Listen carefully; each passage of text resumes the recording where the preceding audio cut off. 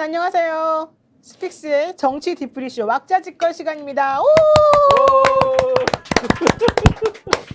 네, 오늘의 주제는요. 개싸움판 누가 이기나 이 주제를 한번 저희가 뽑아봤습니다. 우선 오늘 출연하신 차주연 평론가님, 송국건 평론가님, 오늘 차주연 교수님이라고 하는 게 더 맞겠죠. 송국건 평론가님, 그 다음에 우리 박진영 뭐라고 불러드릴까요? JYP. 네, JYP 평론가님. 안녕하세요, 박진영입니다. 네. 자, 우리 모두 오늘 한번 재미있는 왁자지껄 쇼를 한번 열어보도록 하겠습니다. 지금 이경 민주당 전 대변인 들어오시려고 준비 중이고요. 잠시 기다리시면 한번 모시겠습니다. 우선 첫 번째 이슈 한번 얘기를 해보겠습니다. 저희 방송의 컨셉을 알려드릴게요. 지난번에 방송했더니 너무 산만하다. 이렇게 정신이 없냐, 노영이 말 좀 줄여라 이런 얘기 많이 하셨는데요. 제가 그래서 오늘 말을 좀 줄이고 그냥 사회만 조금씩 보는 걸로 하고요. 그 다음에 산만하지 않도록 조금씩 컨트롤하는 것만 하겠습니다. 뭐 워낙 베테랑들이시기 때문에 뭐 그냥 조금씩 우리가 염화시 중의 미소로 서로 쳐다보면서 한번 정리해볼까 하는데요. 저희들은 노영희 변호사 인기에 묻어가려고 지금 나왔는데 말씀을 안 하고 우리한테 하라고 하면 네, 자 우선 먼저 송국건 평론가님한테 먼저 여쭤볼게요. 네. 지금 준석 쇼크, 억수를 나는 준석 쇼크 이런 얘기 지금 많이 나오잖아요. 네. 이준석 전 대표죠 이제는. 네. 전 대표가 자기 너무 억울하다 네. 이러면서 기자회견을 8월 13일 했습니다. 네. 예, 그 후폭풍이 사실 만만치가 않지 않습니까? 그렇죠. 예, 요거 한번 얘기해 볼까요?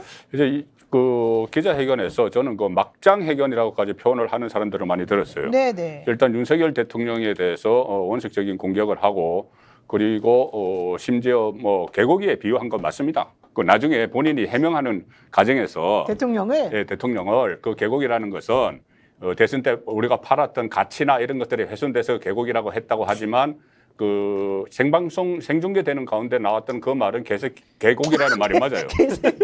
죄송합니다. 이게 EXX 나오다가 개고기가 나왔기 때문에 섞였네. 제가 좀 섞였는데 그런 의미는 아니고 네네. 그런 의미는 아니고 네. 자, 그렇게 되면은 이제 이준석 그 대표는 또 어제 그 법원에 본인이 그 심리하는데 직접 나갔죠. 거기서도 네네, 마지막까지 가처분 심리에 나가서도 마지막까지 이 윤석열 대통령을 조롱을 했어요. 뭐라고 했냐면은 네. 윤석열 대통령이 어제 그 100일 기자회견에서 지금 당내 사정에 대해서 내가 민생 돌보느라고 결혈이 없다. 그래서 다른 정치인 얘기는 네, 무슨 말을 네. 했는지 나는 알지 못한다. 다른 정치인 이야기에 대해서 말하지 않겠다 했죠. 네. 그걸 이준석 대표가 어제 그 심리에 나가서 기분 나빴. 그대로 이야기를 했어요. 나는 대통령이 무슨 말인지 모른다. 나는 당내 민주화에 관심이 있기 때문에 네. 대통령이 무슨 말인지 모른다. 이런 식으로 또 거의 조롱조로 이야기를 했거든요. 세네요. 그래서 이런 걸 보면은 뭐 일부에서는 특히 우리 차재원 교수가 계속 두 사람이 화해를 해야 된다. 윤석열 대통령이 손을 내밀어야 된다. 이런 건데 이제 윤석열 대통령도 헤어질 결심을 같이 한 것 같아요. 그렇죠. 네, 양쪽이 다 헤어질 이제는 결심을 헤어질 했다. 결심은 이렇게 뭐. 보는 겁니다. 헤어질 결심은 예전부터 했는데 우리만 계속 쳐다보고 있었던 거 아닙니까? 차주현 교수님 어떠십니까?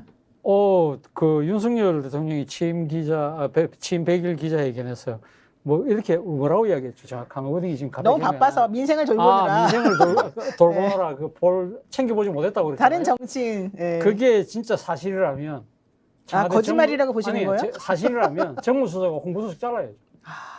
아니 지금 이 사안보다 더 중요한 사안이 있습니까? 맞습니다. 대통령 국정 지지율이 왜 떨어졌는데요? 물론 뭐 본인이 여러 가지 국정 운영에서 미스도 있었지만 가장 결정적인 이유 중에 하나가 최근에는 가장 큰 내관이잖아요. 그렇죠. 연합의 내용과 내분이라면 그걸 갖다가 그럼 참모들이 안 챙겨주면 뭘 챙겨주냐고요. 네. 그럼 당연히 그럼 잘라야죠. 근데 만약에 그것이 아니라고 하면 그럼 솔직하지 못한 거죠. 맞습니다. 그 거짓말인 거잖아요. 아. 그리고 또 이런 이야기 했잖아요. 그러니까 나는 다른 정치인의 말에 대해서 평론하지 않는다는데 이게 지금 다른 정치인의 말이 아니잖아요. 자신의 문자 때문에 지금 비롯되는 건데 그렇죠. 그 이야기를 가면 마치 유체이탈처럼. 이런 유체이탈이 어디 있어요. 네. 그거는 진짜 솔직하지 못한 거죠. 아니 사실은 당대표, 그러니까 내부 총질이나 당대표 이 부분에 대해서는 국민들이 도대체 왜 저런 말을 했을까? 상당히 윤 대통령의 입장 또는 해명 이런 거 상당히 궁금해했어요. 근데 그게 마치 아무 일도 없었던 것처럼 이렇게 그냥 뭉개고 지나가는 게 이게 바뀐 태도일까요? 저는 그건 아니라고 봐요. 그리고 또 하나의 문제는 뭐냐? 결국은 저는 지난 13일, 지난 토요일 날 이준석 당대표가 회견을 했을 때 저는 사실 아까 그 뭐 윤 대통령하고 갈랐을 것처럼 이야기했지만 그때는 저는 여지가 있다고 봤어요. 네, 그때까지. 왜냐하면 네. 문답을 하면서 뭐라고 했냐면 나와 윤 대통령 사이에 소위 말해 이간질을 하는 세력들이 윤핵관이다 하면서 윤핵관을 공격한 거고 XX라든지 뭐 개고기, 양고기는 자기는 그러한 억울한 사정에서도 내가 얼마만큼 이걸 열심히 윤 대통령 위해서 노력했는가를 보여주기 위한 하나의 수사로 사용했던 측면이 아까 분명히 대통령에게 나를 어필하기 위해서 오히려 그런 말을 한 그렇죠. 거다. 이렇게 보시면 그러면서 그때 제가 봤을 때는 윤 대통령이 마지막으로 공을 던진 거예요. 네. 근데 이 어제 이 윤 대통령이 사실은 뭐 나는 그런 거 뭐 완전히 개의치 않는다 식으로 이야기를 했기 때문에 그렇죠. 말 그대로 윤 대통령 입장에서는 이준석이 던진 공을 그냥 발로 다시 차버린. 발로 차버린 거죠. 그렇다고 한다면 이제는 말 그대로 이제는 헤어질 결심만 이건 남은 게 없다. 그런 생각이 들어요. 네. 근데 내가 한마디만 해야 되겠는데 네, 네. 아니 그러니까 윤석열 대통령이 그렇게 이야기한 것 민생에 매진하느라 다른 정치인들 말 못 들었다. 이것은 그럴 리가 없죠 사실. 그 솔직하지 뭐. 근데 솔직하지 못할 수밖에 없는 게 그렇게 할 수밖에 없는 게 가령 예를 들어서 이준석 전 대표의 발언에 대해서 뭔가 한마디라도 했다면 네. 그때부터 새로운 불씨가 되는 거예요. 그렇죠. 이준석 전 대표 그냥 있지 않습니다. 지금 어제 아마 무슨 이야기를 할지 그것을 계속 쳐다보고 있었을 거예요. 본인에 대해서. 아니 그러니까 근데 그렇게 만약에- 쳐다보고 있을 때 손 잡아주면 아이고 감사합니다 이래 됐을 거 아니에요. 아, 그거 뭐 개고기 소리 듣고 손 잡고 싶겠어요. 야, 그 그래서 말씀이 저는 맞네. 예. 오히려 이준석 전 대표가 쳐놓은 덫을 피해갔다. 어제 그렇게 대답을 한 건 저는 그렇게 평가합니다. 그래요. 이제는 그 덫을 피해가서 그러면 큰 함정은 자그마한 그럼 함정은 이제부터죠. 빗겠는지 모르겠지만 더 큰 함정에 빠진다. 네, 정말 이 해석을 들어보니까 그런 말이 맞는 것 같은데요. 자, 이 상황에서 우리 이경 전 부대변인 오셨습니다. 네, 안녕하세요. 어떻게 보셨어요? 네. 저는 이준석 솔직히, 쇼크. 지금 기억에 남는 게 개고기밖에 기억이 나지 않아요. 왜 그러냐면 아니다, 기다 이렇게 얘기한 것이 직접적으로 아니라고 또 얘기를 했고 이준석 대표도 전 대표도 그랬음에도 불구하고 윤석열 대통령으로 이제 개고기로 그렇게 비유가 됐었구나. 네. 기든 아니든 이렇게 되는 건데, 근데 저는 이번에 대통령 기자 100일 기자회견 포함해서 이준석의 이런 반응 같은 거 좀 유치하지 않았어요? 아이들 장난도 아니고 네. 대통령과 집권 여당의 대표 간의 일인데 우리가 지금 심각하게 깊이 있는 토론이 필요 없을 정도로 서로 간에 그러니까 개고기 여기 얘기를 듣고 뭐 손을 내밀겠냐 이거 정말 이게 맞는 얘기거든요. 네. 근데 이게 이런 얘기 주체 두 사람이 여당 집권 여당의 대표와 대통령이라는 점이에요. 그러니까요. 솔직히 우리 애기들도 이렇게는 안 싸울 것 같아요. 이렇게 유치하게는 안 싸울 것 같아요. 와, 정말 말씀 듣고 보니까 이런 얘기를 하고 있는 우리가 더 좀 약간 부끄러워지는 상황입니다. 자, 우리 왁자지껄 정치 디프리쇼 왁자지껄은 컨셉이 포장마차에서 우리가 그냥 서민들이 이 현재 상황에 대해서 편하게 이야기하는 그런 컨셉이거든요. 그 컨셉에 가장 충실하게 정말 열심히 먹고 있는 우리 JIP에게 한번 여쭙겠습니다. 지금 대통령하고 집권 여당의 당 대표가 이런 유치한 대화를 나누면서 우리에게 평론하라고 하는 게 좀 그게 그 자체가 서글프다 이런 얘기 지금 하셨거든요. 어떻게 보십니까? 그렇죠. 진지하게 받아들이면 안 돼요. 그분들 이야기를. 오히려 그러면 안 돼요? 그냥 이제 저처럼 이게 쥐포나 씌우면서 떠들고 있구나. 이 정도 차원으로 받아들여야지. 그건 너무한 거 아니에요? 쥐포- 아니 뭐 제가 지금 짚고 씹어야지. 제가 하는 이 행동이 이게 우리가 지금 보일 수밖에 없는 그 모습이다 이런 생각이 들고요. 네. 민생에 전념하더라 한다고 이준석 대표 이야기를 듣지도 못했다. 전념했는데 이 모양이면 대통령 그만둬야죠. 이 정도 수준이면 네. 그런 생각이 들고요. 제가 보기에는 이제 헤어질 결심이 아니라 죽일 결심을 하고 있다 서로. 서로 간에 서로가 이제 정치적으로 이제 오. 거의 목줄을 따겠다라는 결심을 하고 있다. 그래요. 이 정도 수준으로 보이고요. 물론 뭐 윤석열 대통령이 그런 방법을 쓸 수 있는지 없는지는 제가 잘 모르겠습니다만은 법률적으로 이준석 대표가 더 이상 정치 못하게 하겠다. 저는 뭐 그런 흐름이 그런 말까지 나왔어요? 제 상상입니다. 상상했어.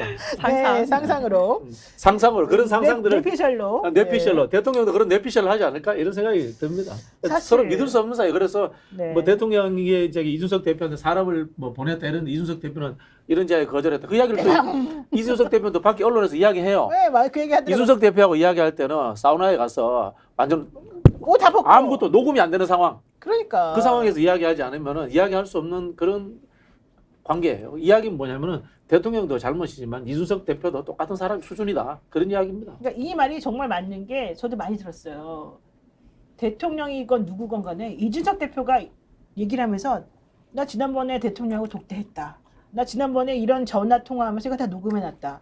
나 무슨 얘기 했다. 계속 까잖아요. 솔직히 말해가지고. 이게 뒷담화 정치거든요. 본인도. 그러니까 이준석하고는 대화를 하면 안 된다. 이런 뒷담화 얘기까지 인간적인 나와요. 신뢰를 줄 수 없는 사람이잖아요. 어. 또 예를 들어 보세요. 윤핵관 아주 좋아. 네. 윤핵관 호소인은 뭐야? 근데 맞는 거 아니에요? 윤핵관이고 싶어. 아니 그렇더라도 그 뭐 준윤핵관, 그다음 서브 윤핵관 이런 서브 표현도 있고 윤핵관 희망자. 수없이 많은 다양한 표현들이 존재하는데 호소인 그게 아니 호소인이나 희망이랑 성추행 달라요? 사건 때 그 아. 피해자에 대해서 그 나왔던 이야기지 않습니까? 그런 그렇습니다. 것들을 갖다가 그거 조롱하는 것 조롱하는 자체가 거죠. 네. 저는 인격적으로 문제가 있다는 생각이 듭니다. 네. 편하게 이제 그런데 제가 지금 좀 깜짝깜짝 놀라는 게 지금까지 보면은 제가 모든 프로에 여러 프로에 나가서 뭐 방송도 그렇고 유튜브 프로도 많이 나갔는데 네. 이준석에 대해서 진보 쪽 평론가들이 엄청나게 응원을 했어요. 그렇죠. 응원하고 막 그 잘한다 하고 막 띄우고 자 윤석열하고 싸우라 막 했는데 개고기 발언 이후에는 전부 돌아선 것 같아요. 아. 이 너무 그 정도가 심했다고 그렇게 생각을 하는 건지. 그래서 저는 계속 그 이야기 했어요. 이준석에 대해서 이준석 처음에 이 여의도에 등장한 게 2011년인데 그때부터 저는 이준석을 상당히 많이 지지를 했고 그때 뭐 KY 뭐 쪽지 사건 때부터 해서 그다음에 손학규 대표와 또 부딪힌 것부터 해서 모든 게 그 어떻게 보면 갈등을 유발하는 그런 인자를 가지고 있는데 네. 아무리 그렇게 이야기해도 민주당 쪽이나 이런 쪽에서 오히려 뭐라 하지 그 않았죠. 뭐라 하지 않은 정도가 아니고 막 응원을 했죠. 네네. 응원을 했는데 이제 양쪽이 파국이 가니까 네. 이제 또 양비로로 또 돌아서는 그런 모습이 보이네요. 그러니까 사실 그 이 핵관 중에 한 명인 천하람 변호사가 이런 말을 하더라고요. 방송에서 이준석은 싸가지가 없다. 그건 뭐 조원진 우리공화당 대표도 그렇게 말했지만 근데 싸가지 없는 게 바로 스타성이다. 이런 얘기를 하더라고요. 근데 그렇게 좋은 말을 싸가지 없게 한 원조는 유시민 원래 그랬죠. 그렇게 예. 좋은 말을 싸가지 없게 한다고 김영춘 전 의원이 그렇게 아무리 이야기했어요. 맞는 말을 해도 아무리 싸가지 싸가지 없게 없다. 한다. 예, 예. 그런데 이준석은 보면은 맞는 말도 아닌 걸 싸가지 없게 하니까. 한수 아래요? 한수 아래? 한수 아래가 안 해죠. 이게 범주의 영역이 달라요. 아하. 예. 어떻게 달라요? 대선 때 뭐 저기 뭐 가치를 팔았다 안 팔았지 개고기 안 팔았다고 하니까 무슨 가치 팔았어요. 갈라치기 하고 뭐 조롱하고 그런 거 한 개밖에 더 있어요. 그리고 이상한 뭐 청개구리 주머니인지 주면서 그거 보라고 하고 뭐 그게 무슨 그게 비단 주머니. 아, 비단 주머니. 청개구리 주머니가 뭐야? 뭐 비단 개구리 주머니 생각이 나요. 진짜. 그 정도 수준이었지 뭐. 아 이게. 아까 본인은 사실 자기가 분란 일으킨 거에 대해서는 전혀 인정 안 하고 그렇죠. 예, 오히려 본인을 너무 미화시키고 있는 상황이다. 물론 뭐 저기 제가 싫어하는 당입니다만은 대선 때 당 대표라는 사람이 대선 후보와 그런 갈등을 일으키고 가출하고 그게 정상은 아니잖아요. 네, 가출했으니까 울산으로 그때 당시 대통령하고 가출 싸우고? 또는 도발이.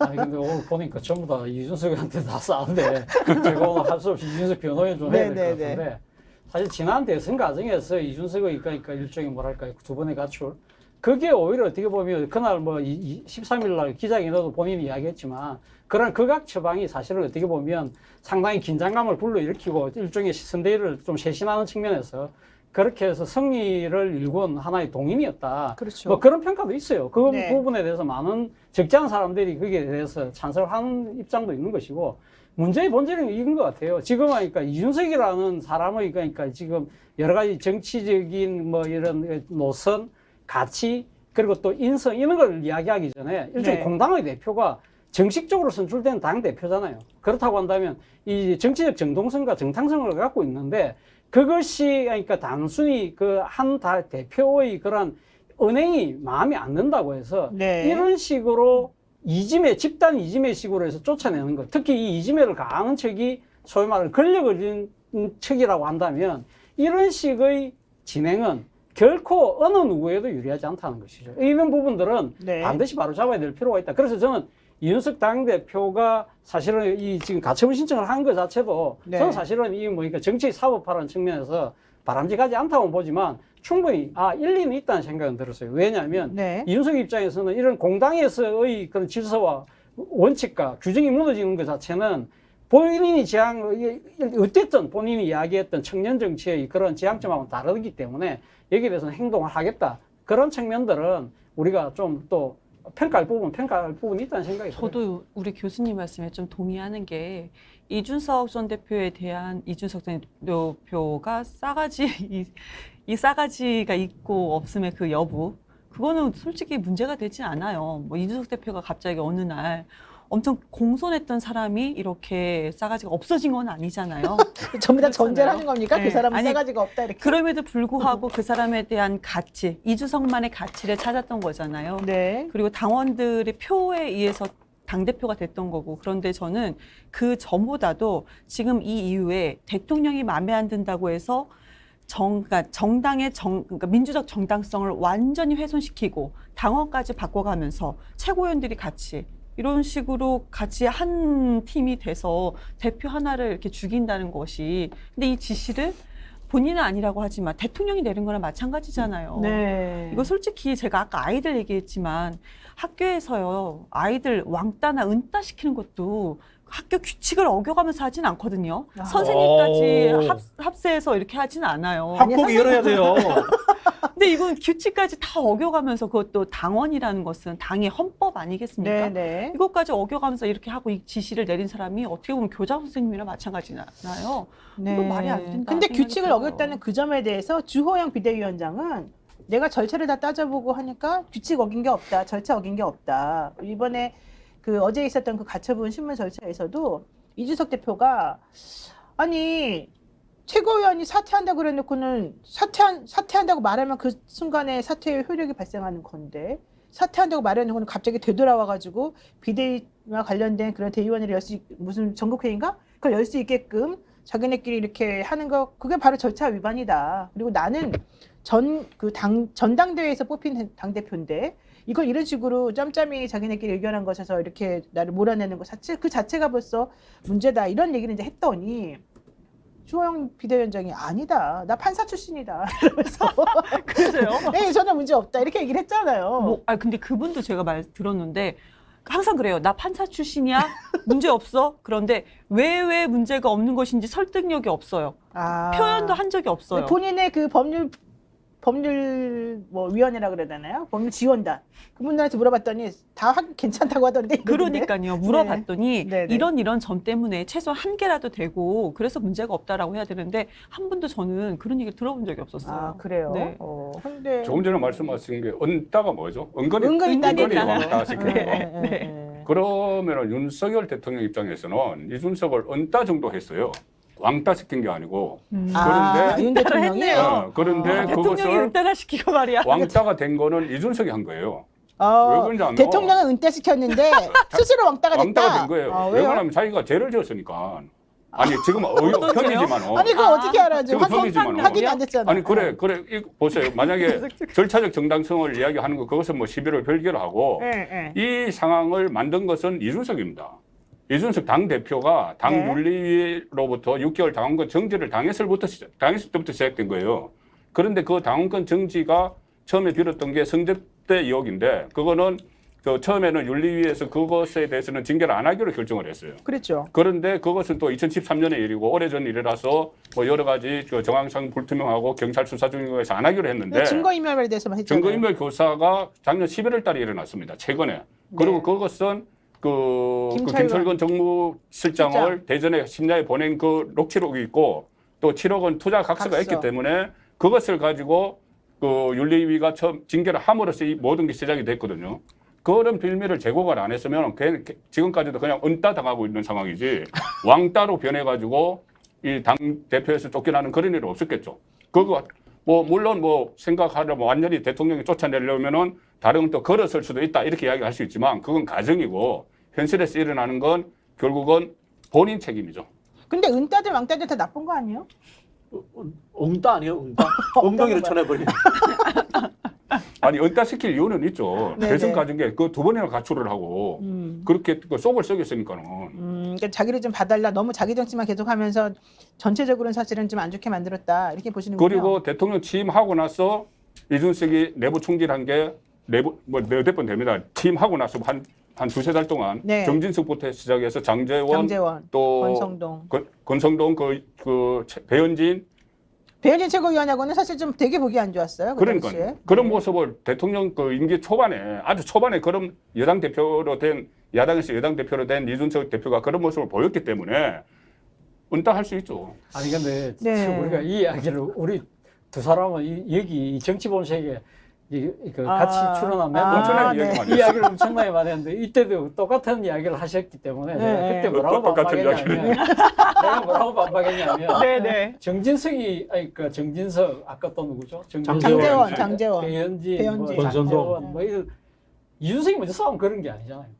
그렇죠. 그 사람들이 그렇죠. 맞아요. 그분들이 먼저 그러니까 이준석이 그러니까 지난번 지방선거 끝나자마자 그 우크라이나 갈 때 자기 네. 정치한다고 그냥 그런 거거든요. 1억 5천만 원 썼다 그러면서. 뭐 그러니까요. 뭐 그런 식으로 하니까 배현진 최고도 마찬가지잖아요. 본인이 그러니까 이 지금 비공개 최고위원회에서 나온 여러 가지 이야기들을 바깥에 한 것 때문에 약간 이를 갖고 있었는데 이 비공개 최고위원회에서 그냥 먼저 이렇게 쏘니까 열받아서 네네. 했던 측면이 있기 때문에 사실을 어떻게 보면 원인 제공자들은 그 사람들이잖아요. 그 자기들이 문제의 소지를 키워놓고 터뜨려놓고 자기들은 속 빠지고 전부 다 이준석이 잘못한 거야 라는 식으로 몰아가는 거는 이거는 지금 선호가 좀 바뀐 거죠. 자, 반박해 근데 보세요. 그때도 제가 같이 이야기했지만 이것도 그다음에 똑같이 이어졌어요. 네네네. 그래 맞아요. 먼저 저기 정진석이 우크라이나 가는 거 가지고 뭐 도발을 했죠. 네. 했는데 그것을 반응하는 게 엄청나게 강하게 오는 거예요. 그러니까 예를 들어서 그 정치 대선배한테 추태를 부린다고 이야기를 하고 그렇죠. 배현진 같은 경우도 자기들끼리 최고위원회 안에서 티격태격 했던 문제를 가지고 온 국민이 보는 TV로 다 중계를 하는데 악수를 막 쳐내고 이렇게 하는 거. 그렇죠. 이런 모습은 또 윤석열 대통령에게도 마찬가지죠. 너무 과하게 반응을 하는 거죠. 개국이. 그러니까 대통령한테 개고기는 좀 심했어요. 제가- 본인은 아니라 그랬어요. 제가 보기에는 이제 지정한 게 아니라. 그분들이 나중에 이제 주스 담았죠. 개라는 표현을 썼으니까 제가 뭐 인용해서 쓰는데요. 하나 잘한 게 없어요. 그 우크라이나를 왜 갑니까 당 대표가?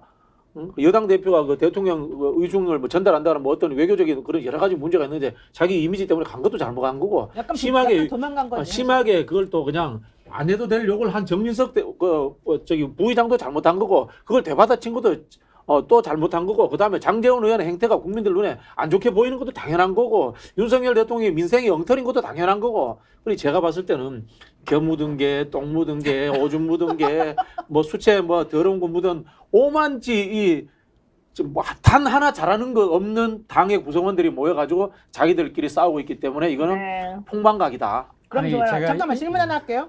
오줌 묻은 개는 누구고 똥 묻은 개는 누구고 겨 묻은 개는 누굽니까? 그걸 어떻게 다 구별해요? 뭐 알겠습니다. 아니 말씀하셨으니까 제가 이야기를 좀 하면 저는 이준석이 지난 지방선거 끝나고 우크라이나 간 거 정말 잘했다 생각하거든요.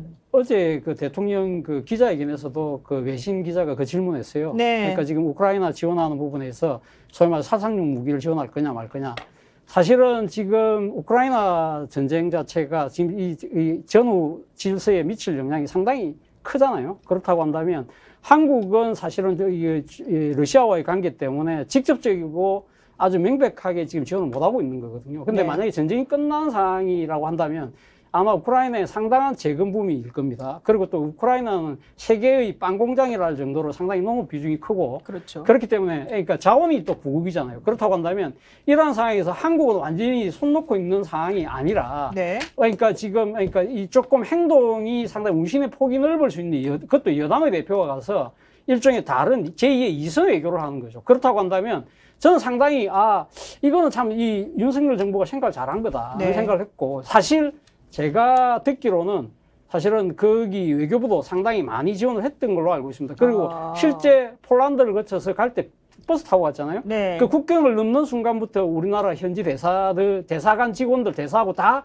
합류를 해서 같이 계속 수행을 하면서 외교 활동을 했거든요. 그런 것들을 본다고 한다면 사실은 우리나라의 그러니까 공식 대표단은 갈 수가 없죠. 갈 수는 없지만 그렇다고 야당 대표를 보내겠습니까? 그러면 여당 대표가 가서 앞으로 우리 대통령 생각은 원래 이런 생각인데 지금 이러니까 우리가 움직이지 못하지만 우리의 뜻은 여러분들 돕고 세계의 보편의 가치에 우리는 같이 동참하고 있습니다. 네. 이런 메시지를 전달하는 건 저는 정말 잘했다는 생각이 들어요. 그리고 그렇군요. 실제 돌아왔을 때 윤 대통령이 대통령실에서 초청해갖고 잘했다. 잘했다는 식으로 이야기하면서 이야기를 했잖아요. 네. 그런데 그런 것들을 그러면 외교부 이거 원래 그거는 지금 이 우리 여권법에 의하면 지금 못 가요. 근데 그걸 갔다는 이야기 자체는 정부가 거기에 대해서 인정을 오케이를 했고 해줬다. 그게 다 서포트를 해줬다는 이야기거든요. 그러면 그만큼 필요성을 느꼈다는 부분이기 때문에 네. 우크라이나 간 것 같고 무조건 타박하는 거는 저는 여당 좀 대표가 알겠습니다. 가는 거는 당연히 네. 이제 가면 이제 의전을 해주는 건데요. 아까 의전이었습니까? 뭐 의전 해주죠. 네, 당연히 네. 저기 대사관에서 의전을 해주는데 네. 뭐 이제 그걸 우크라이나 간 걸 제가 이제 지금 뭐 논쟁할 필요는 없다는 생각이 드는데요. 윤석열 대통령도 이준석 대표와 수준이 비슷하니까 그냥 그 응원해 준 거예요. 아니 한일 관계 8.15 때 한일 관계 이야기하면서 보편적 인도주의 관점에 의해서 위안부 문제를 접근해야 된다. 아이고. 이런 말 같다는 소리가 어디 민주당 있습니까? 이야기 언제예요? 좀 이따 한일 관계가 일단 이거 보편적 보자고. 인도주의 예, 예. 관계입니까? 한일 네, 관계는 네. 36년간 우리가 일제강점기 통치를 받은 특수관계예요. 네. 은원이 맺혀 있는 특수관계인데 그걸 보편적 인도주의에서 접근한다. 그따위 소리를 하니까 그게 뭐가 제대로 흔히 한일 관계도 뭐가 제대로 풀리겠어요? 알겠습니다. 지금 이제 그 광복절 특사와 관련된 얘기를 하시면서 사실은 저하고 비슷한 생각을 말씀해 주셔서 연결해서 먼저 잠깐 연결해서 말하겠습니다. 주제를 조금 바꿔봐서요. 취임 100일, 어제가 취임 100일이었습니다. 17일. 대통령이 기자회견을 오전 10시 40분에 했고요. 40분 정도라고 딱 시간을 못 박아놓고 기자 질문도 되게 제한적으로 받고요. 그래서 기자들의 질문 자체가 매우 수준이 낮았고 날카로운 질문이 없었다 뭐 이런 얘기도 계속 나왔고요. 안고 없는 찐빵 같은 기자에게 너무 답답하다 뭐 이런 얘기까지 나왔거든요. 자, 요거는 지금 어떻게 보세요, 이경 부대변인? 저는 오늘 왜 이렇게 이번에 되게 얌전하게?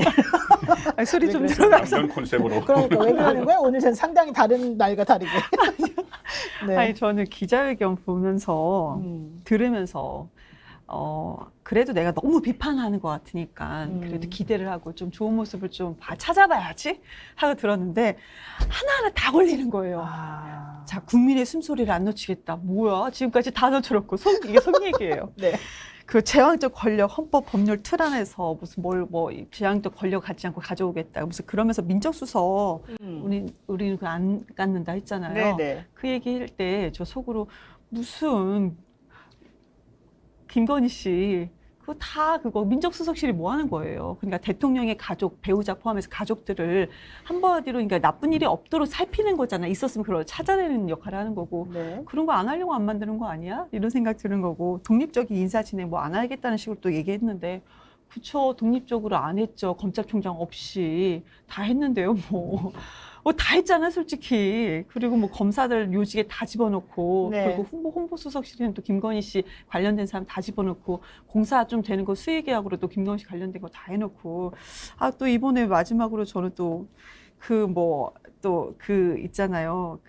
그 공유재산, 국유재산 매각한다는 것도 좀 너무 속였잖아요, 솔직히. 유휴지다 했는데 유휴지 아니었었고요. 네. 무슨 모후간지라고 했는데 강남에 버젓한 막 7층짜리 빌딩이었단 그러니까 말이에요. 엄청나게 좋은 빌딩을. 아니 너무 이런 게 거짓말이 너무 많이 들으니까 좋은 생각으로 들으려고 해도 요소 하나하나씩 한 10마디 하면 하나하나씩 걸리더라고요. 그래서 네. 저만 그러겠습니까? 그래서 저는 솔직히 이번에 좀 실망스러웠어요. 그랬군요. 실망을 인정했단 말이에요. 그래도 100일이니까 기대를 좀 했죠. 이제 그런데 아니 근데 질문 계속 아까 욕하는 지금 것도 그 힘들고. 기자들 질문 행태를 네네. 이야기했잖아요. 우리 송국부장이나 저는 청와대 기자- 출입 네. 기자를 오랫동안 했기 네네. 때문에 그렇죠. 저는 대통령실 그때 청와대 출입하면서 저는 대통령 기자에게는 2번이나 질문을 했던 사람인데 네. 그러니까 근데 사실 그때만 하더라도 질문자를 다 미리 선정했어요.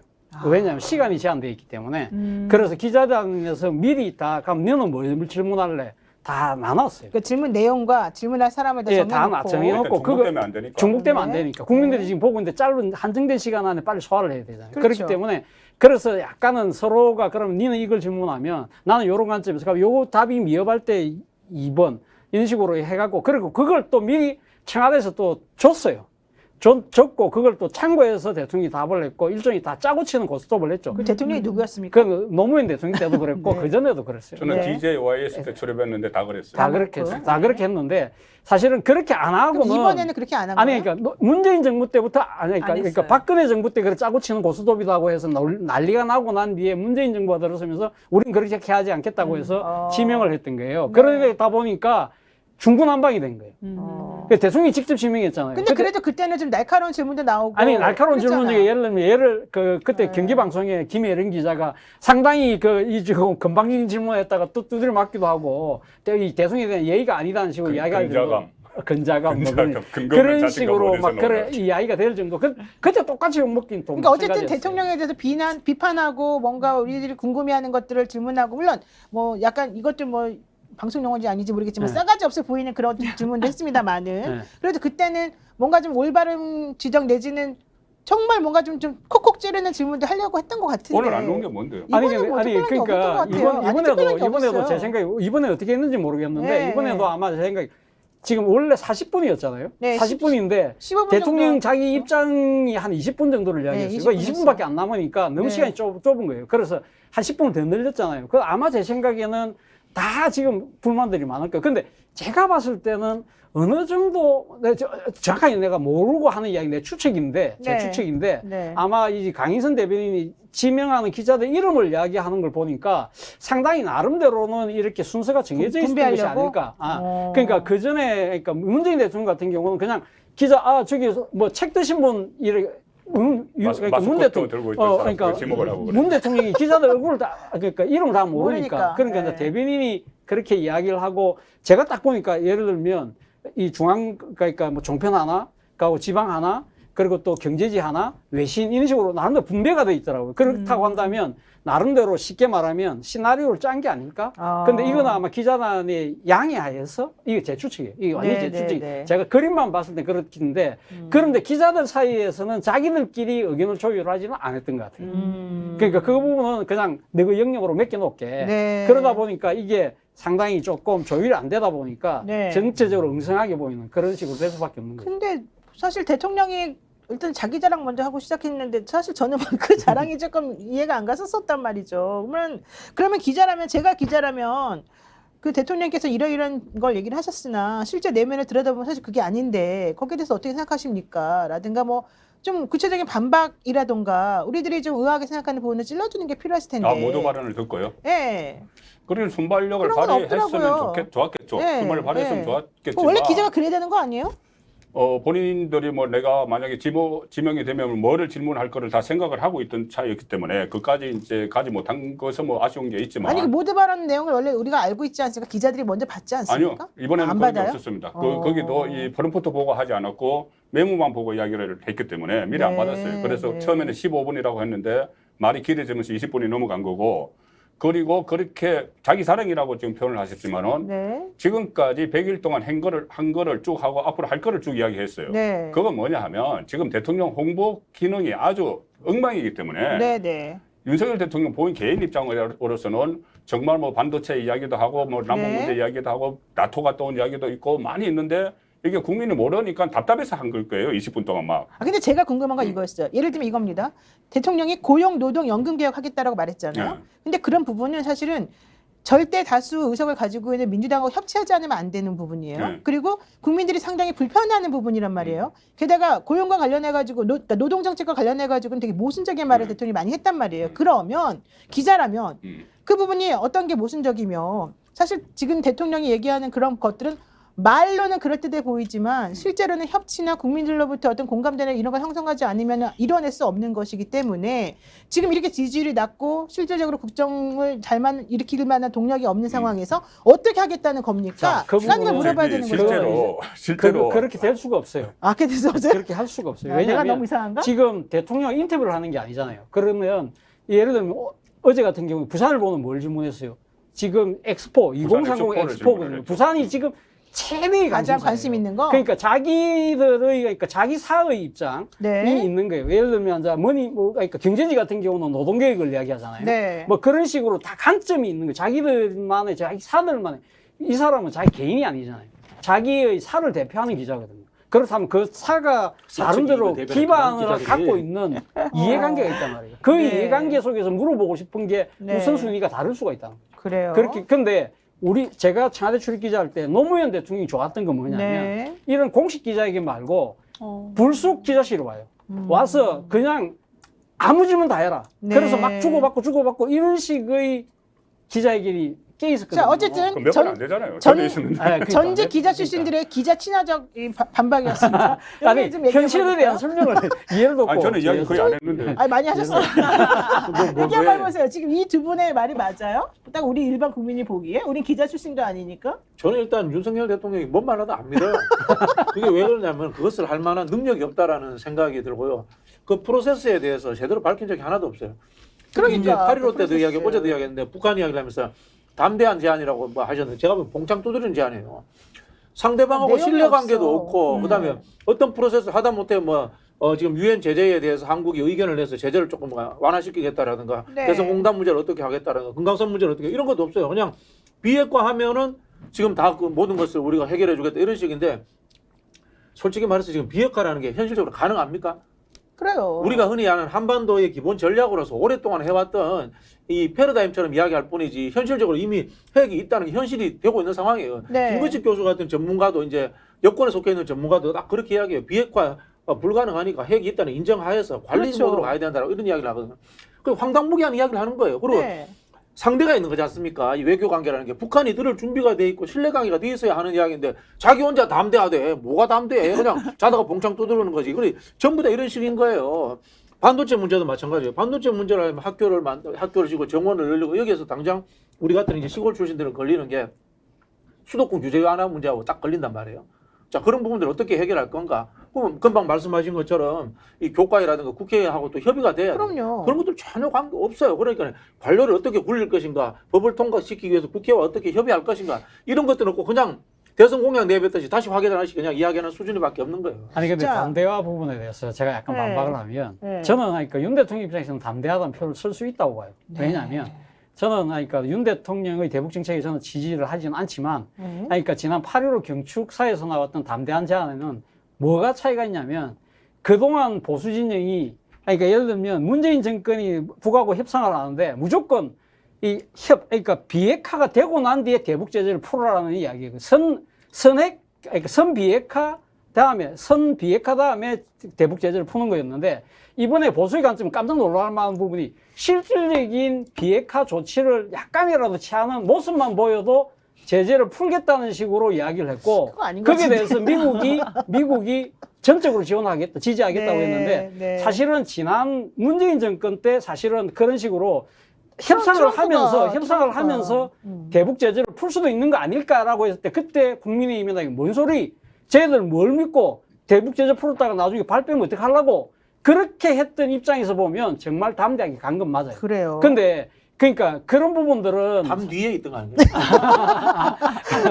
그러니까 보수 입장에서는 담대할 수 있는 거예요. 그러니까 상당히 그러니까 지금 접근 자체로 전향적으로 한 두 걸음 정도 나간 건 맞아요. 그런데 문제는 그것이 과연 아까 우리 박 국장 이야기한 것처럼 과연 북한이 그걸 진짜 진정성 있게 받아들이냐의 문제는 별개의 문제인데 안 받아들이잖아요. 네. 일단. 그러니까 지금 그동안 지금 그 윤석열 정부가 들어서고 난 뒤에 지금 여러 가지 대북 정책 그리고 특히 전임 정권이 했던 예를 들면 피격 공무원 사건이라든지 뭐 탈북 그 어민 북송에서 보여주는 그러한 자세로 봤을 때 도저히 믿을 수 없다고 되기 때문에 진정성이 떨어지지만 어쨌든 보수의 입장에서는 담대하게 갔다는 그 부분은 평가할 만하다. 그래서 이제 제가 말씀드린 게 이 탈북 어부 송환 문제라든가 이런 것들에서 보이는 행태하고 이 메시지하고는 완전 다른 거예요. 다른 네. 그리고 그건 말을 다르죠. 믿을 수 없는 그건 거예요. 다르죠. 이분의 말을 믿을 수 없는 거. 이분이 하는 대통령 되고 한 거는 수사하는 거 외에는 특별히 한 걸 본 적이 없어요.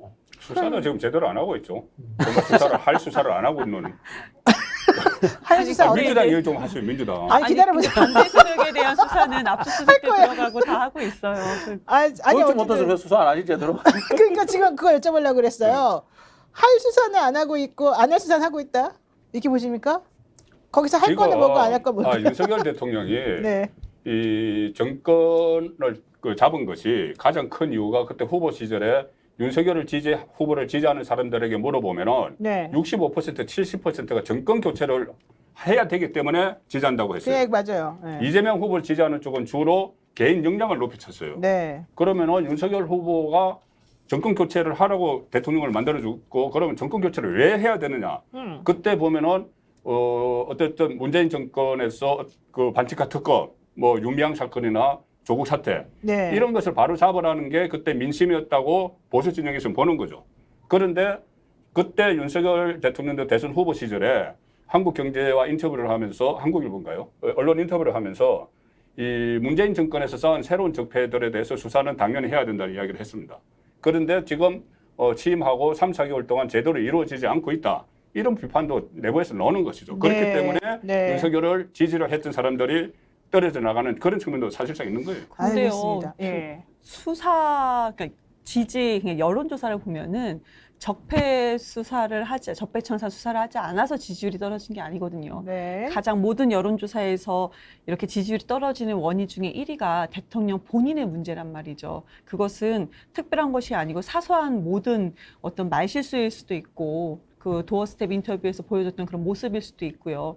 뭐 그 인적인 부분, 그러니까 인적 쇄신이 안 됐던 부분, 그런 것도 다 포함되어 있을 텐데, 적폐 수사는 그냥 국민의힘 내부의 의견인 거지, 이것은 국민 전반적인 그런 의견은 아니다. 그리고 저는 마지막으로 이번에 기자회견을 보면서 아까는 좀 기자들의 질문에 대해서 좀 네. 말씀 주셨는데, 기자는 우리가 기대를 하지 않아요. 기자는 사기업에서 돈을 받는 거고 아. 공적 영역에서 일을 하는 거예요. 그래요? 그렇지 않아요. 아, 기자는 기자에게 그런 그렇지만 공적 영역에서 일을 하는 거죠. 네. 그런데 저희가 이제 상대적으로 비교했을 때 대통령은 우리 국민 세금으로, 내가 낸 세금으로 월급을 주는 거고, 청와대 대통령실이 운영이 되고 국가가 운영이 네. 되는 거 아니겠습니까? 그러니까 그 기대치가 있는 거예요. 기자가 A를 물어도 대통령에게 대해서는 우리가 A, B, C, D를 뭔가 대통령이 정말로 딱 체계적으로 얘기해 주길 바라는 거죠. 모른다니까요. 그거. 아니, 그러니까요. 근데 저희 조금 결론은 전에 사측 몰라요. 사측 지금은. 이익을 대변한다고 그래서 저렇게 말씀을 하는 거예요. 사측 이익 대변한다는 게 그런 차원이 아니고 아니요. 부산일보 이거는 독자들이 가장 원하는 게 뭐냐. 그게 아니고 저는 국민으로서 기대치를 말하는 거예요. 아니 솔직히 독자들이 원하는 게 뭐냐를 물어보는 기자한테 게 내 세금으로 급여주는 거는 아니잖아요. 그러니까 대통령과 기자를 봤을 때 대통령에게 바라는 기자 기대치가 있는 거잖아요. 제가 또 이제 기자 출신이니까 대통령한테 바라는 기대치가 있는데 그 기대치에 너무나도 못 청와대 출입을 안 미치니까. 해보셨어요? 아, 그러네요. 제가 청와대 아니 근데 저도 두 번 그 TV를 중계될 때 질문을 해봤는데 네. 제 질문하고 나서 그 다음날 조간신문에서 어제 기자들 형편없었다. 몇 가지 사례를 이야기하는데 4사례를 적어놨거든요. 기분 어떠셨어요? 기자가 처한 상황도 있는데 질문 하나 나눠야 아니, 되고. 엉망이야. 야, 정말 기자가 극한 직업이다. 역시 근데 또 한번 그때 느낍니다. 억울한 게 네, 억울해요? 내가 질문할 걸 내가 배당을 받았거든요. 아. 기자들끼리 이거 저거 하다가 그럼 이것은 당신이 해라 이렇게 기자실 간사가 있어요. 네, 맞아요. 맞아요. 간사가 나눠줬어. 네. 내가 나눠준 거 가지고 질문을 했어. 네. 근데 그 질문이 엉망이라고 하면 좀 자, 일단 송국건 당시 기자는 매우 억울했다는 걸 다시 정리하고요. 자, 갑자기 이제 이제 기자들이 많으시니까 그러니까. 제 자랑을 하나 할게요. 잘하네. 문재인 정부의 청와대 출입했는 이 지방지 특히 이제 36개사입니까? 몰라요. 기자들은 저를 아주 좋아하십니다. 왜요? 제가 왜요? 워낙 잘해줬기 때문에 기사도 잘 만들어드리고. 그게 지금 아. 자랑의 취지입니까? 알겠습니다. 자, 일단 여기까지 이제 하고요. 민주당 가죠.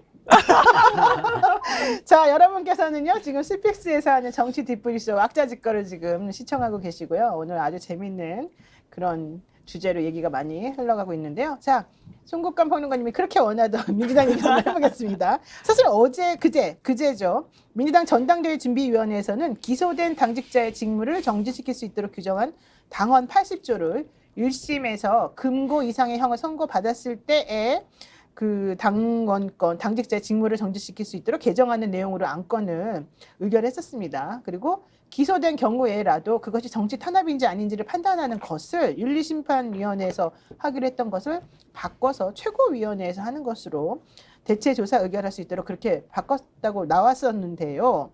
사실은 요번에 다시 어제 1시 반 정도에 나온 뉴스에 의하면 비대위가 당헌 80조 1항을 아까 말했던 그런 식으로 바꾸는 대신에 사망을 개정해서 절충안으로 결정하겠다 이런 지금 결론을 내렸다고 합니다. 자, 요 얘기에 대해서 한번 좀 얘기를 해보겠습니다. 우선 당헌 80조 개정과 관련해서 한번 의견 먼저 한번 얘기해 주세요. 다른 사람이 지금 일단 어제 그것을 이재명 방탄이라고 방탄이다. 했는데 예. 그것을 철회해서 상당히 긍정적으로 평가하시는 분부터 먼저 말씀을 해보시죠.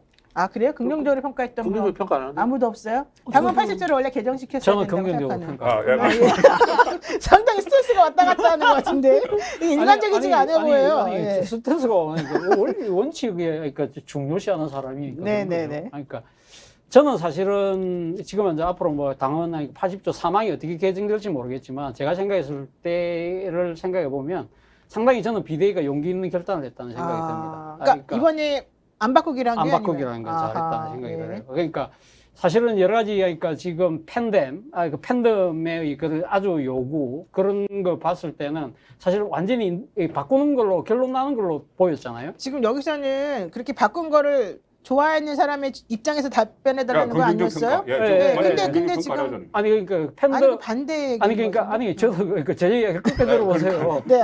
그러니까 지금 그러니까 이상해서. 소위 말하는 이제 이거 팬덤의 눈치를 봤다고 한다면 따라가야 되겠죠. 그렇죠. 그러니까 따라가지를 안 했잖아요. 그리고 또 하나는 뭐냐면 이 지금 또 이 다음에 지금 전당대회에서 지금 의대명이 아니고 학대명이잖아요. 거의 네. 뭐 지금 이재명 후보가 되는 분위기인데 그런 지금 당권 주자 당권을 확실히 잡을 사람의 의중도 지금 그 바꾸는 쪽에 있었는데 네. 그럼에도 불구하고 비대위가 바꾸지 않는 거 그리고 사망만 바꾸는 걸로 좀 조정하는 걸로 됐다는 것 자체는 네. 저는 민주당이 이 조항 자체가 사실은 2015년 새정치민주연합 네. 당시 문재인 대표 시절에 만들어졌던 이 혁신안 중에 하나거든요.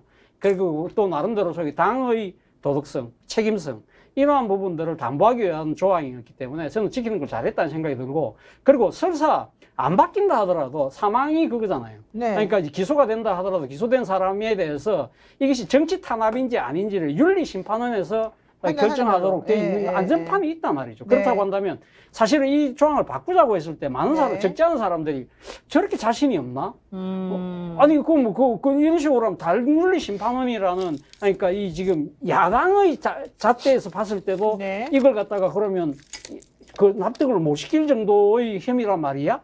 이렇게 생각할 수가 있잖아요. 그런데 그게 아니었다는 거죠. 그러니까 그리고 아마 제 생각 사망을 바꾼다는 이야기가 윤리심판원이 아니라 예를 들면 당무회의 같은 그런 약간은 좀 더 정치적인 이 그 잣대에다 방점을 두는 쪽으로 가는 것 같은데 그 정도까지 용인할 수 있다고 봐요. 그러니까 당 윤리심판원은 아무래도 외부에서 들어온 사람들 객관적인 시선을 갖고 있는 사람들이 많기 때문에 그 사람들이 정치적인 상황을 오판할 수 있기 때문에 그럴 수 있지만 사망의 예를 들면 당윤리 심판원이 아니고 예를 들면 당무회의라든지 이런 식으로 정치적인 상황에 아주 잘 아는 사람들이 판단한다고 한다면 그 정도의 안전장치가 있다고 한다면 서로 다 그러니까 개혁성도 살리고 나름대로 우려도 살리는 그런 측면에서 잘한 결정이라는 생각이 사실 든다는 이 당원 80조 개정하기 전에 정성호 의원, 그러니까 이재명계라고 제일 알려진 정성호 의원도 원래 그런 말을 했었어요. 뭐 사망이 있기 때문에 거기에서 판단하면 되니까 너무 그렇게 꼭 바꾸는 것에 집착할 필요는 없다. 이런 취지를 말한 적이 있었는데 자, 요게 어떤 식으로 좀 정리하기로 했는지 다시 한번 말씀을 드리게 되면 실제 당원 강령 분과위원회를 열어서 이 일항이 정치 보복에 따른 피해 우려가 있다고 보고 원래는 이제 바꾸는 용으로 원래 그저께 말씀을 했었었는데 이 사망에 대해서 이번에는 윤리심판위원이 아니라 당무위원회에서 이것을 판단하는 것으로 정리했다는 겁니다. 그리고 세부적인 사항에 대해서는 다시 이제 의견을 모으기로 이제 한 거예요. 자, 요 관련해 가지고 내가 이것 때문에 민주당 이야기 자꾸 하자 한 건데 지금 이게 일단 민주당은 싫어하십니까? 꼼수 끝판왕 아니요. 민주당 싫어하고 좋고 저는 뭐 기자는 음정 중립입니다. 불편 무당. 그거 아니거든요. 다 욕하셔도 돼요. 양쪽으로 욕하셔도 무슨 돼요. 그런 그런데 이거 저는 동의할 수 없습니다. 꼼수의 끝판왕이에요. 뭐가 지금 차 교수께서 이렇게 설명하신 내용은 반은 맞고 반은 지금 약간 분석을 안에 깊숙이 안 하신 것 같아요. 뭐냐면은 80조 1항을 그대로 하기로 한 건 맞아요. 그래서 사망에 대해서 안전판이 있다. 그래서 이것을 정치 탄압 같은 경우는 그 윤리심판원의 결의에 의해서 그것을 취소할 수가 있어요. 그런데 지금 윤리심판원 결의를 최종 결정을 처음에 최고위원회에 한다고 했다가 대표 최고위원이 그 이재명이 될 텐데 이렇게 해야 되니까는 당무위원회, 당무위원회에서 한다고 했어요. 자, 그러면 지금 윤리심판위원장이 누구냐 하면 윤리심판위원장을 못 믿는 거예요. 박혁이라고 변호사인데 이 사람이 그 이낙연 대표 때 임명을 한 사람이에요. 박혁 그 윤리심판위원장이. 네. 그리고 임기가 내년까지 남아 있습니다. 네. 그러면은 못 믿죠. 이낙연 그 대표 시절에 임명을 했기 때문에. 네. 그러면 윤리심판에는 맡기면은 이게 안전장치가 안 되는 거예요. 그래서 당무위원회에 맡겼는데 네. 당무위원회는 의장이 당 대표입니다. 이재명 당 대표가 당무위원회 의장을 하는 거예요. 아, 그래요? 아니 근데 당무위원회는 이렇게 돼 있더라고요. 당대표, 원내대표, 최고위원, 시도당 그건 위원장, 당 대표가 의장. 당 소속 시도지사 이렇게 구성이 그 된대요. 안에서 당 대표가 의장이. 한 4, 50명 돼요. 윤리 심판원이 의장이 몇 아니고. 명인데? 좀더 몇 명이죠? 윤리심판은 7명 아니면 9명이에요. 근데 그러면 원장이 그러면 이낙연 아니요, 그거라고 그렇지 해서 않아요. 그런 그렇지 식으로 하면 혼자 그렇지 않고. 생각할 그래, 이제, 때다 되는 거 아니잖아요. 그렇죠. 그 국민의힘 그래도 의장이 제일 그 주제를 하니까는 못 믿는 거죠, 의장이. 이제 두 분은 그렇습니까? 이제 외부인이라서 이제 그 내부 사정을 잘 모르니까 이제 이 부분은 이제 제가 전문가입니다. 그럼 뭔 거야? 당헌당규라는 걸 제가 그러니까. 만들어 본 여기 있는 그러니까. 유일한 사람 아닙니까? 그러니까. 그리고 이제 우리 아, 시청자들이 오해하지 깨알 말으셔야 같은 잘난 척을 될 끝까지 게 하시네. 오해하지 말으셔야 될 게 네. 당헌당규는 이제 우리 이경 대변인도 안 만들어 보셔가지고 헌법 아니에요. 내부의 규칙입니다. 정당의 헌법은 강령입니다. 강령. 정당의 헌법은 강령이라고 합니다. 강령인 거고요. 당헌당규는 내부 운영 규칙이다. 이 정도로 생각하시면 됩니다. 그렇기 때문에 제가 이준석 대표 편 크게 안 들잖아요. 그런 부분인데, 자, 이 80조는 또 재밌는 이야기 하나 해드릴게요. 민주당 당헌당규가 전 세계에서 제일 두껍습니다. 그리고 앞뒤 안 맞는 문항 제일 많을 겁니다. 왜? 말이 제일 많기 때문에. 첫 번째, 왜 말이 안 맞느냐? 80조 1항 보겠습니다. 사무총장이 당직자를, 자, 한번 보십시오. 사무총장이 당대표가 임명하는 사람이잖아요. 그러면은, 흔히 하는 차기 당대표가 임명한 사무총장이 차기 그 대표를 윤리심판원에 제소하게 해가지고 당원권 정지를 시키겠습니까? 현실적으로 불가능한 이야기입니다. 그 자동 회부가 되는 게 아니라 자동 회부가 아닙니다. 할수 있다. 사무총장이 할수 당직자를 있다. 할 수 할수 있다도 있다. 해야 한다도 아니고 할 할 수 수 있다. 있답니다. 그리고 또 아까 이제 최재형 교수님이 말씀하신 건 잘하셨습니다. 외부인입니다. 불구하고 윤리심판원은 민주당 윤리심판원은 국민의힘 윤리위원회하고 다릅니다. 완전 독립기구고 그러니까요. 정치적 판단을 못하게 됐습니다. 사법적 판단만 하도록 사법부 역할만 하도록 되어 있습니다. 그렇기 때문에 이것이 정치적 유연성이 떨어진다. 탄압인지 아닌지는 법률적으로 판단할 수 없는 겁니다. 법률 논쟁으로서. 그래서 그거를 최고위원회로 다시 올려오자라는 이야기가 있었다라는 말씀을 드리고요. 앞뒤가 안 맞기 때문에 고치자는 이야기는 언제부터 있었냐면 2달 전부터 있었습니다. 2달 전부터 이미 전준위에서 의제로 올라갔는데 조용히 사실 모르게 했습니다. 아무도 모르게 제가 자문을 받았기 때문에 알고 있습니다. 알고 있는데 네. 갑자기 이 열성 지지자들이 어디서 그걸 보고 와가지고는 네. 바꾸자고 이제 청원이 올라오고 난리가 난 거예요.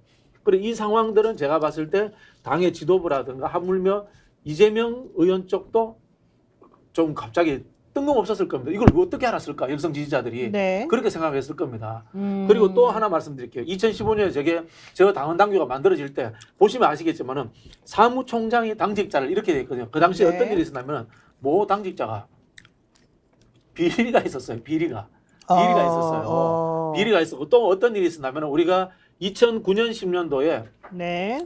이명박 대통령의 그 언론학법 투쟁할 때 폭력으로 당직자들과 현역 국회의원들이 굉장히 많이 기소됐어요.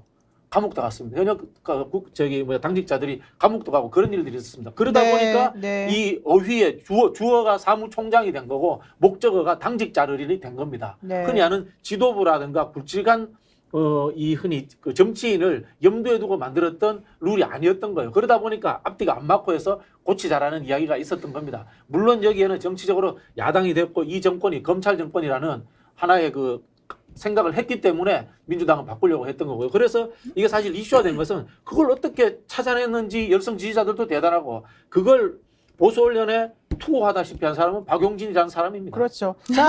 자, 어쨌든 좀 정리해 드릴게요. 민주당이 이렇게 수정 의결한 안건을 내일 19일 오전 당무위원회를 열어서 의결할 예정이고 24일에 중앙위 표결을 통해서 최종 개정안으로 확정한다는 계획입니다. 확정된 개정안은 28일 전당대회에 상정을 하고 당원 투표로 가부를 결정한다고 합니다.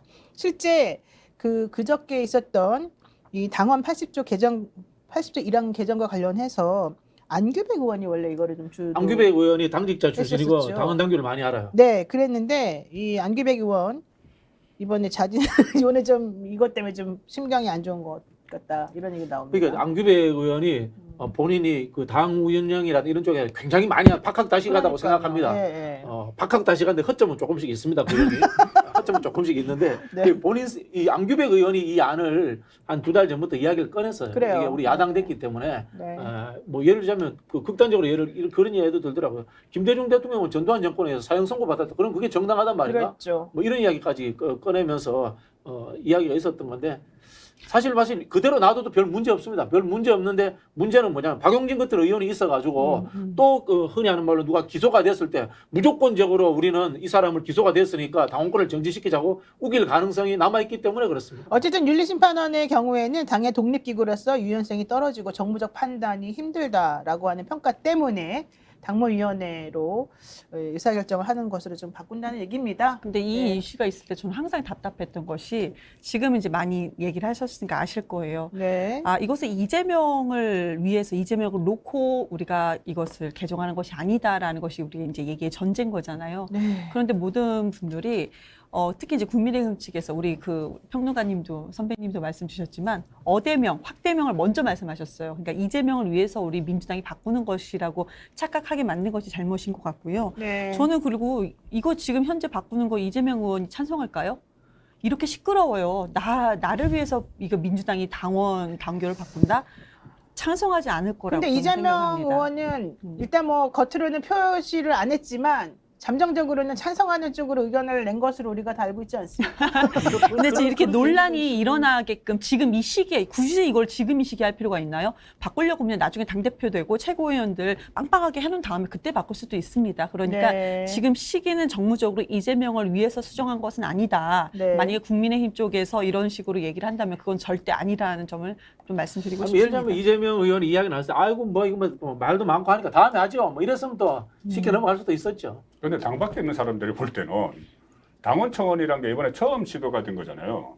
엄청 많은 사람들이 또 예, 5만 명 동의를 했어요. 이상이면 입장을 밝힐 수가 되는데 7만 명까지 네. 넘어갔잖아요. 네. 그리고 그 청원을 주도한 사람들이 개딸, 개혁의 딸, 그 이재명 뭐 그 팬덤이기 친이재명 때문에, 저 팬덤이기 지지자들이죠. 때문에 네. 거기서 처음으로 이 당원 청원이라는 형식을 통해서 추진을 했고 실제로 지금 추진이 이까지 돼 왔다면은 지금 소속됐다고 해도 저는 꼼수라고 했지만은 막판 꼼수가 없다고 하더라도 그것은 이재명 그 후보의 이 성인 하에 묵인 하에 뭐 진행이 됐다고 봐야 되는 거죠. 당 근데 밖에서 또 잘못 보는 반대로 거죠. 아마 이재명 후보도 잘 몰랐을 거예요. 몰랐는데 이게 불거지니까 판단해 보니까 야 이거 나도 뭐 그 저기 언론에 탁해도 되고 하니까 대답하기 애매했을 건데 제 생각에도 그냥 말씀하신 것처럼 이재명 의원이 아이고 뭐 논란 되니까 이번에 하지 말죠 뭐 이랬더라면 쉽게 넘어갔을 건데 문제는 최강욱 의원도 있고 황운하 의원도 있고 지금 민주당에 한둘이 아니에요. 그리고 그러다 친문 보니까 의원들도 사실은 지금 매우 위험하다 뭐 이런 얘기도 나오더라고요. 사실은 당장 네. 뭐 복당은 안 했습니다만 박지원 원장이라든가 이런 분들도 있고요. 그다음에 그렇죠. 서훈 전 국정원장도 있고 그 백원우 의원도 있고 많이 있습니다. 본인은 아니에요? 본인은 괜찮아요? 저도 저기 괜찮으세요? 저 지금 진행 중인데요. 네, 뭐 있잖아요. 기소견은 아닌 것 같아요. 아 그래요? 아 그나마 다행입니다. 뭐 계속 얘기하실 겁니까? 아니 민주당 좀 바꿔도 됩니까? 뭐 좀 얘기하실 더 하셔도 돼요. 네, 좀 더 하셔도 되는데 됩니다. 그렇게 외쳐서 세 저는 이제 번이나 이런 불렀잖아요. 일들을 겪을 때마다 느끼는 건데 정당에서 하면은 주류가 있고 비주류가 있지 않습니까? 아까 제가 농담 비슷하게 이준석 대표와 윤석열 대통령의 관계는 헤어질 결심이 아니라 죽일 결심이다. 그런 이야기를 했는데 죽일 결심하면 같은 당에 있으면 안 된다고 봐요. 저는 욕하고 비판하고 회초리 때릴 결심을 해도 되는데 죽일 결심을 해도 안 된다고 생각하는데 저는 민주당에서 이재명 후보에 대한 비판도 어느 정도 수준까지 이상 넘어가는 건 좀 자제할 필요가 있다는 생각이 들어요. 예를 들자면 그 대선 때 잘못하지 않았어요. 네. 왜 쓸데없이 인천 출마했어요. 지방선거 때 왜 송영길 서울시장 나가는데 도와줘서 이런 비판 저는 충분하다고 봅니다. 근데 사법 리스크 문제라든가 이런 것을 흔히 하는 이거는 플러스 알파로 생긴 거 아닙니까? 그죠? 이걸 또 당헌 당규까지 연결시켜가지고 억지로 끄집어내서 이제 과도하게 마녀상향하듯이 하는 것은 좀 과하다라는 생각이 들어요. 그래요. 그게 이제 박용진 의원입니다. 자, 박용진 의원 얘기 안 그래도 좀 물어볼까 말까 고민하던 중에 마침 나왔으니까 한번 여쭤볼게요. 박용진 의원 같은 경우는 이번에 물론 강은식 의원이 이제 중도에 사퇴를 하면서 결국 1대1 구도가 만들어졌습니다만은 많은 분들은 야 그래도 건전한 비판을 하는 이런 사람은 꼭 있어야 된다 이런 얘기 하는 사람도 있고요. 또 일각에서는 도대체 박용진이 하는 얘기는 뭐냐? 오로지 이재명 까는 것밖에 없지 않냐? 이런 얘기하는 사람도 있습니다. 왜냐면 본인의 컨텐츠가 없다는 얘기거든요. 어떻게 보세요? 저는 콘텐츠가 너무 많아서 그런 것 같은데. 아, 그 너무 많아요? 뭐가 있어요? 일단 박용진 의원 같은 경우는 민주당 안에서 아웃사이더잖아요. 친문도 아니고. 그래도 20%나 나왔잖아요. 그러니까 아웃사이더니까 그만큼 노는 거예요. 아, 그래요? 원래 친문, 친명이 이렇게 극단적으로 부딪히니까 거기에 대해서 좀 염증을 느끼는 그런 당원들도 한 20% 정도는 있는 거예요. 근데 원래 아웃사이더는 이재명 의원 아닙니까? 아, 물론 이재명 의원도 그렇게 보면은 근데 아웃사이더에서 지금 인사이더로 다 들어왔잖아요. 네. 들어와서 이너 서클이 됐잖아요, 벌써. 네. 근데 박용진은 영원한 아직까지 아웃사이더죠. 노동당 민주당 출신으로 들어가서 상당히 어떤 본인의 세도 갖지 못했는데 그때 대선 후보 경선 때도 나가서 그나마 일정 부분 양쪽에 너무 갈리니까 거기서 친명 친문 양극단으로 갈리니 거기서 좀 저는 합리적인 진보라고 이렇게 표현을 가끔 하는데 진보 아닙니다, 그분은. 저는 진보라고 생각하는 거예요. 아, 당 밖에 있는 사람은. 진보는 아닙니다. 당 밖에 있는 사람은 그렇게 생각을 하니까. 그래서 어쨌든 뭐 민주당 출신이고 해서 그 정도 박용진이 저는 민주당에서 상당히 소금 역할을 한다. 저는 그렇게 평가를 합니다. 사실은 박용진 의원하고 우리 송 본부장님 저 이래갖고 2015년 그때 그러니까 민주당이 야당 시절 그때 뉴스와이드 일주일에 한 3번 정도 같이 했나요? 네, 그렇죠. 뭐 그 정도 하면서 그러면서 그러니까 서로 그러니까 저하고는 반대 진영이에요. 사적 친분이 있는군요. 아니 저하고 사적 친분 있는 게 아니라 여기는 같은 그러니까 그때 진영. 당시에 같이 이야기를 하잖아요. 그러면 이제 민주당 그때 이제 박근혜 정권 때고 그때 이제 최순실 국정농단 사건이 터지기 전인데 상당히 민주당을 상당히 많이 그러니까 대변하고 옹호하는데 상당히 주장 자체가 과격하지 않고 상당히 합리적이고 설득력이 있었어요. 그래서 그런 부분들이 상당히 일종의 박용진 팬덤이 생길 정도로 그런 부분들이 상당히 제가 생각했을 때는 지금 기억해봐도 상당히 그 균형 감각이 있고 그런 부분들이 당시 그러니까 박근혜 정부에 그냥 막 민주당이 그냥 막 비판하고 하는 때 일각에서는 또 욕하는 사람도 있었지만 네. 박용진의 논리에 대해서는 다들 수긍할 정도로 그리고 또 사실 또 이 의원되고 난 뒤에도 유치원 3법 그리고 또 삼성 관련된 부분들 있잖아요. 근데 유치원 3법 제대로 안 됐지 않나요? 아니 근데 그걸 갖다가 지금 사실은 어느 정신도 못 했잖아요. 유치원이 갖고 있는 유치원 산업이 갖고 있는 그 표밭 때문에 사실은 민주당 의원들도 그 부당성을 알고 있지만 아무도 총대를 안 맸잖아요. 네. 근데 그걸 총대를 맸죠. 그리고 특히 제가 주목하는 부분 삼성하고 이 문제입니다. 정무위원이 있을 때 지금 소위 말하는 지금 뭐죠? 그 제일모직하고 삼성물산 합병 이 네. 부분에 대해서의 부당성을 집요하게 이야기해서 지금 이재용 부회장이 기소돼서 그러니까 체포받고 있는 그거는 지금 이유 중에 옛날 얘기고 요즘에 자, 정확한 그러니까 화두가 뭐냐고. 그러한 네. 것들이 사실은 어느 정도의 정치적인 나름대로의 자산으로 해서 평가를 받고 해야 되는데 소위 말하는 친문이다, 친명이다는 이러한 이 프레임에 갇혀서. 블록 사회에서 박용진 의원의 가치가 제대로 안 보였던 측면. 그러다 그럴까요? 보니까 나름대로 일종의 뭐랄까요, 좀 정치 조급심, 네, 조박심, 네. 조바심. 조바심, 뭐 이런 것들이 조급함. 많이 생겨서 상당히 좀 이렇게 좀 밉상처럼 보이는 부분은 저는 박용진을 옛날부터 알았던 사람의 입장에서는 좀 안타깝다. 네. 저런 정치인들은 네. 조금은 정치적으로 네. 키울 필요가 있다. 민주당 내에서도. 네. 저는 그런 생각이 듭니다. 네. 저는 민주당에서 박용진 의원을 바라볼 때 어떻게 보면은 아직 정치 지망 그러니까 그 후배 입장에서 바라보거든요.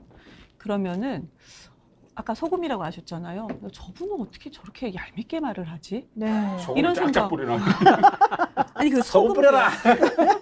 소금도 옛다 소금 이런 거 우리 아니야? 삶에 네. 인간 삶에 소금이 없어서는 안 되잖아요. 네. 정말로. 그런데 정말 얄밉다. 그러니까 저분은 그동안에 좋은 것들이 있어요. 그럼 이런 좋은 면도 있구나라고 했다가 순간에 그 얄미운 뭔가 행동과 말 때문에 갑자기 딱 그 고개를 제가 들으면서 절레절레 돌릴 정도로 그런 역할을 하고 있는데 이번에도요. 이재명 이제 후보가 내가 과거에 연고도 없고 돈도 없고 조직도 없고 그래서 힘들고 외로웠다. 네, 네. 과거형으로 얘기했어요. 그런데 거기에다가 아니 당신 강력 지지층 있지 않아. 나는 당신이 있는 그런 지지층이 나한테는 없어.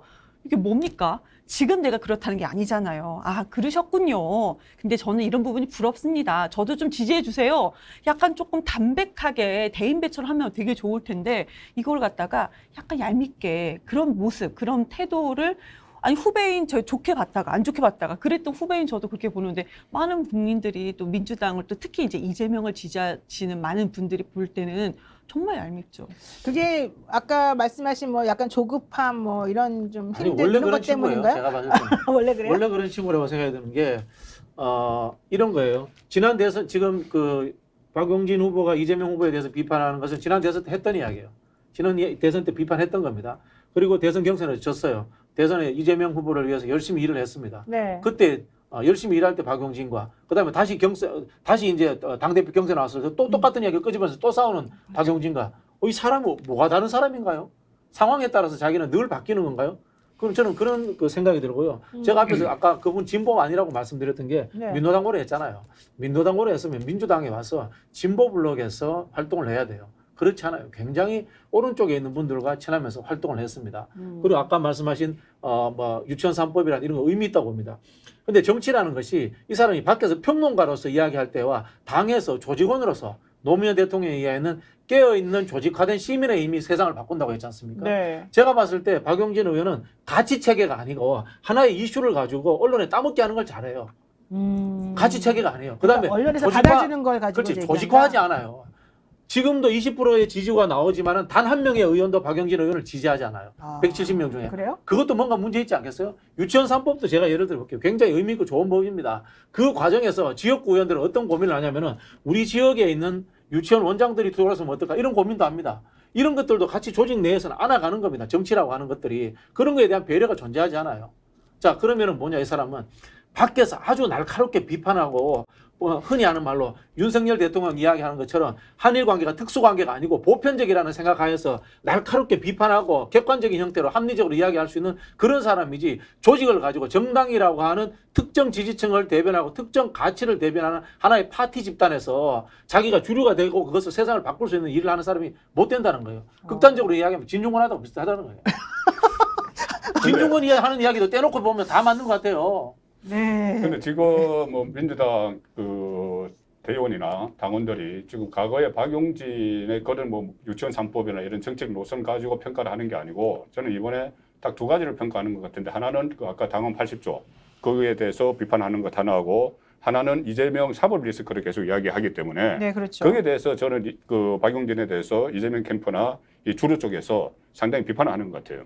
그런데 제 생각에는 나중에는 박용진 말이 맞다고 생각할 수가 있어요. 사법 리스크라는 게 네. 이재명 혼자 지는 것이 아니고 이재명 후보가 당 대표가 되면은 이 이재명 후보에 대한 그 정말 수사가 직접 들어가고 뭐 소환을 하고 이렇게 되면은 방어를 이재명 후보 혼자 하는 것이 아니고 네. 당 차원의 당이 전체 같이 해야 되잖아요.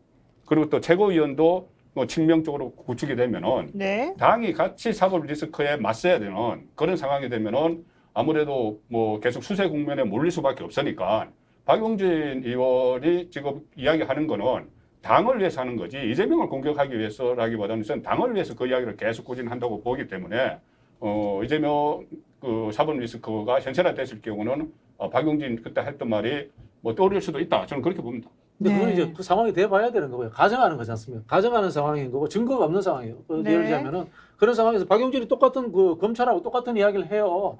네가 아니라 만약 아니라는 증거를 대봐라. 그 이야기를 박용진이 계속 하고 있는 겁니다. 그런 측면이고 또 하나는 박용진이 이번 시점에 문제가 되는 건 이겁니다.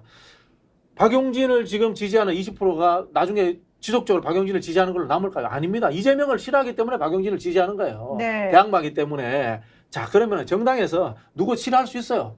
저 이재명 싫어요. 꼴보기 싫어요. 할 수 있어요. 근데 같이 당하면서 죽어라라는 논조에 저주의 논조에 자기가 앞장서가지고 그것을 흔히 하는 20%의 당원들이라든가 지지자들을 극단주의 저주의 논리로 만들어가는 거 이게 과연 잘하는 걸까요? 좀 그런 생각이 들어요. 이준석과 아까 말했잖아요. 윤석열이 서로가 죽기 아니면 살기로 싸운다는 거 똑같은 짓을 지금 박용진이 당연히 그럼 싸우는 거예요. 박용진 의원도 오히려 민주당의 이준석이다 이렇게 보는 거예요? 당연하죠. 이거는 이제 약간 논외인데 네. 이제 젊은 기자들하고 얘기를 하다가 그때 한참 유치원 3법 나오고 그랬을 때 박용진 의원에 대한 얘기를 상당히 많이 하잖아요. 그런데 절대 선당무사 안 하는 사람이에요. 근데 젊은 기자들이 얘기하는 박용진 당을 그렇게 자주 의원의 바꾸는 비호감이 뭐냐면 네. 왜 어린아이들이 그 만약에 제가 이경이에요. 엄마 나 이경은 이거 먹고 싶어. 이경은 이거 하고 싶어. 이경은 이거 이렇게 얘기하죠. 근데 자기- 박용진 의원은 그런다는 거죠. 저 박용진은 그랬어요. 박용진은 이랬습니다. 이 화법도 국민하고 같이 소통할 수 있는 그 자의식이 지지율을 강한 거지. 올릴 수 있는 화법이 아니라는 거예요. 심리학적으로는 좀 좋지 않은 화법이죠. 그 화법이 그래서 이런 화법으도 잘했다고 그 생각하는 거야. 국회에 출입하는 많은 기자들은요, 특히 여성 기자들은 네. 상당히 비호감 순위의 거의 1위였어요. 박용진은 이래요. 저는 이재명 편들 생각을 아니 했는데 근데 박용진 제가 사람 좀 볼 줄 알거든요. 박용진의 인성, 뭐 방경진의 태도, 만약에 그런 식으로 하니까 이야기를 전개한다고 한다면 이재명 후보를 싫어하는 사람들 입장에서는 그래서 내가 옹호하지 않는다고 훨씬 하잖아요. 더 많아요. 옹호하지 이야기할 거예요. 않는데 근데 네. 옹호하지 오늘 않는데 있잖아요. 박용진의 태도가 옳은 건 아니야. 네. 그 이준석 뭐 결국 내부 총질 뭐 그 이야기 놓으니까 떠오른 생각인데 사실은 어제 그러니까 이 외신의 가장 뜨거운 인물이 누구냐면 리즈 체니. 리즈 체니가 이번에 그러니까 의사당 난입 그 진상조사위원회에 와이오밍주에서 떨어졌어요. 떨어졌는데 이게 지금 CNN뿐만 아니라 그 BBC가 그러니까 중계를 할 정도로 그래서 오늘 뭐 하는 걸 제가 들어봤는데 네. 그 친구가 하는 이야기는 그거예요. 그러니까 내가 이번에 졌지만 링컨 이야기를 하더라고. 링컨이 그러니까 이 지금 하원 의원 선거 두 번인가 떨어지고 그러시면 대통령이 되지 않았냐. 상원의 연석도 졌죠. 네, 상원 의원 선거도 주고 뭐 그런 이야기도 하면서 하는데 결국은 그런 것 같아요. 그러니까 내부에서 총질하는 부분에 있어서 리즈 체니는 분명하거든요. 그러니까 지금 미국의 헌법 가치를 지금 훼손한 사람이기 때문에 트럼프를 나는 도저히 인정할 수가 없다는 거예요. 리즈 체니는 누구보다도 네오콘이었어요. 그런 측면에 원칙을 중요시 한다는 거죠. 그러니까 네. 지금 박용진이든 이준석이든 자기 나름대로는 자기 원칙을 갖고 이야기를 하고 있는 측면이 분명히 있어요. 그렇기 때문에 지금 앞으로 리즈 체니가 뭐 지금 본인 동아당 레이스에 뛰어들 것처럼 이야기하는데 제가 뛰어들어봐도 별 소용없어요. 없지만 그러니까 지금 전 세계 언론들이 리즈 체니의 행동에 대해서 주목하는 이유가 사실은 나름대로의 가치를 갖고 이야기를 하기 때문에 그런 측면이 있기 때문에 네. 저는 그러니까 뭐 이준석이든 박용진이 딱 그 리즈 체니하고 딱 일치된다고는 이야기는 할 수 없지만 네. 그런 또 다른 목소리에 대해서 우리가 한 번쯤은 보듬어주고 들어줄 여유는 있어야 된다. 그 이제 형님이 이제 알겠습니다. 평론가시니까 그런 이야기를 하시는 건데요.